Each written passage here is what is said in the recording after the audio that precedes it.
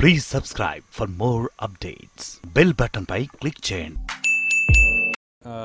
కశ్మీర్ నుంచి కన్యాకుమారి వరకు రాజకీయాలు ఇప్పుడు వారసత్వ రాజకీయాలు పెరిగిపోయాయి. ప్రతి రాష్ట్రంలోనూ ఈ వారసత్వ రాజకీయాల సమస్య మనకు కనిపిస్తుంది. కర్ణాటక రాష్ట్రంలో అయితే మరీ ఇంకా తారాస్థాయికి వెళ్ళిపోయింది. దేవేగౌడ కుటుంబం మొత్తం కబ్జా చేయాలని చూస్తోంది రాజకీయాలు అంతటినీ. ఎలా చూస్తారంటారు? ముఖ్యంగా ఈ అంశాన్ని ఎలా విశ్లేషిస్తారు? అంటే ఒక్క కర్ణాటకలోనే కాదు, మీరు అన్నట్లు కాశ్మీర్ నుంచి కన్యాకుమారి వరకు, ఇక్కడ తెలంగాణలో కేసీఆర్, కేటీఆర్, కవిత, ఆంధ్రప్రదేశ్లో చంద్రబాబు నాయుడు, లోకేష్, రాజశేఖర్ రెడ్డి, జగన్మోహన్ రెడ్డి, తమిళనాడులో కరుణానిధి, స్టాలిన్, ఒరిస్సాలో బిజు పట్నాయక్, నవీన్ పట్నాయక్, మీకు ఉత్తరప్రదేశ్లో అఖిలేష్ యాదవ్, ములాయం సింగ్ యాదవ్, జమ్మూ కాశ్మీర్లో ఫరూక్ అబ్దుల్లా, వాళ్ళ కొడుకు ఒమర్ అబ్దుల్లా, వాళ్ళ తండ్రి షేక్ అబ్దుల్లా, పంజాబ్లో ప్రకాష్ సింగ్ బాదల్ కొడుకు కోడలు, ఇలా దాదాపు అన్ని, బీహార్లో లాలూ ప్రసాద్ యాదవ్, తేజస్వి యాదవ్, ఇలా ప్రతి స్టేట్లో కూడా మీకు ఈ ధోరణి కనబడుతోంది. అందువల్ల ఈ ధోరణికి పలానా ప్రాంతము, పలానా రాష్ట్రం అతీతం కాదు. అయితే కర్ణాటకలో ఇది మరీ దారుణంగా ఉంది. ఇప్పుడు కర్ణాటకలో ఏంటంటే 86 ఏళ్ల వయస్సులో చింత చచ్చినా పులుపు చావదు అన్నట్లు దేవగౌడ ఇంకా ఏదో జరగకపోతుందా, ఏమో అవకాశం రాకపోతుందో, ఎవరో వచ్చి ఏమో చేయకపోతారా అనే ఆశతో గతంలో నేను ముఖ్యమంత్రి కాలేదా, మళ్ళీ నేను గతంలో ప్రధానమంత్రి కాలేదా, మళ్ళీ అవుతానేమో అనే ఆశతో 86 ఏళ్ల వయసులో టుమ్కూర్ కాన్స్టిట్యూన్సీ పోటీ చేస్తున్నాడు. కాంగ్రెస్ మిత్రపక్షంతో, అది Congress sitting seat. So Rahul Gandhi ద్వారా ఒత్తిడి తెచ్చి కర్ణాటక కాంగ్రెస్ పైన ఆ సీటు జేడీఎస్ తీసుకుంది.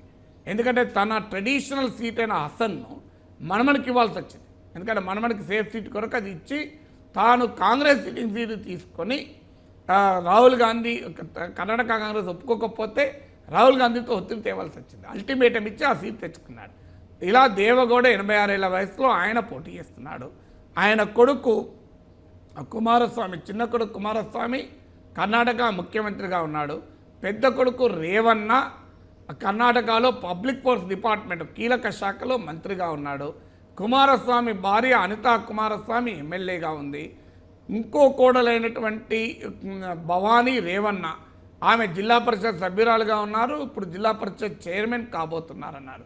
కుమారస్వామి కొడుకైనటువంటి నిఖిల్ కుమారస్వామి మాండ్యా నుంచి లోక్సభకు పోటీ చేస్తున్నాడు. రేవన్న పుత్రరత్నమైన ప్రజ్వల్ రేవన్న అస్సాం నుంచి పోటీ చేస్తున్నాడు. దేవగౌడ వియంకుడు, అంటే దేవగౌడ బిడ్డకు తమ్మన్న అనే అతని కొడుకునిచ్చారు. ఆ తమ్మన్న రాష్ట్ర ప్రభుత్వంలో రవాణా శాఖ మంత్రిగా ఉన్నారు. ఇంకెవడన్నా మిగిలిండో లేడో బంధువులు, వాళ్ళు ఇంకేమైనా ఉంటే కార్పొరేషన్ చైర్మన్లుగా వాటిగా వీటిగా ఉండొచ్చు. మన దగ్గర ఇప్పటికిప్పుడు రెడీగా సమాచారం లేదు. ఇప్పుడు కర్ణాటకలోని 28 సీట్లలో కూటమి తరఫున 20 సీట్లలో కాంగ్రెస్ చేస్తోంది. 8 సీట్లలో జనతాదళ్ చేస్తోంది. ఈ సెక్యులర్ జనతాదళ్ పార్టీలో 8 సీట్లు పోటీ చేస్తే 3 దేవగౌడ, 2 మనవళ్ళు, అంటే దేవగౌడ 2 కొడుకులు, 2 కోడళ్ళు, 2 మనమళ్ళు, వియ్యంకుడుతో సహా సర్వ సకుటుంబ సపరివార సమేతంగా రాజకీయాలను కబ్జా చేస్తున్నారు. సో 8లో 3 సీట్లు వాళ్ళే పోటీ చేస్తున్నారు. సో ఈ స్థాయిలో రాజకీయాలు తీసుకొచ్చారు. ఇది కాకుండా మళ్ళీ కుమారులో మనమల్లు సినిమాలలో కూడా ఉన్నారు. సో ఎందుకంటే సినిమా లింక్ కూడా కుమారస్వామికి ఉంది. సో అందువల్ల ఇందులో మళ్ళీ పుత్రరత్నాల మధ్య గొడవ ఉంది. వాస్తవంగా ఎమ్మెల్యేకు పెడదామని ప్రజ్వల్ రేవన్నను దేవగౌడ అనుకున్నాడు. వార్తలు వస్తున్నాయని దేవగౌడ ఈ ప్రజ్వల్ రేవన్న తన వారసుడిగా రాజకీయాల్లో రాణిస్తాడన్న నమ్మకంతో ఆయనను ఎమ్మెల్యేగా పెడతాడంటే కుమారస్వామి ఆయన భార్య అడ్డుపడ్డారని.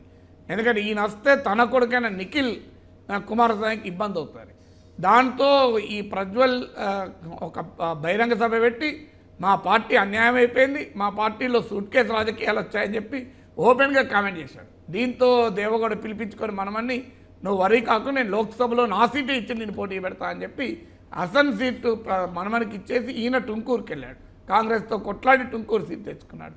ఇప్పుడు ఇది ఒక కుటుంబ రాజకీయమే కాదు, కుటుంబ తగాదాలకు కూడా ఇది మూలమవుతుంది. అందువల్ల రాజకీయాలని ప్రైవేట్ లిమిటెడ్ కంపెనీలుగా మార్చుకున్నారు. ప్రైవేట్ లిమిటెడ్ కంపెనీలో వీళ్ళే ఉంటారు, తండ్రి, కొడుకులు, కోడళ్ళు, మనమల్లో వియంకులే ఉంటారు డైరెక్ట్గా.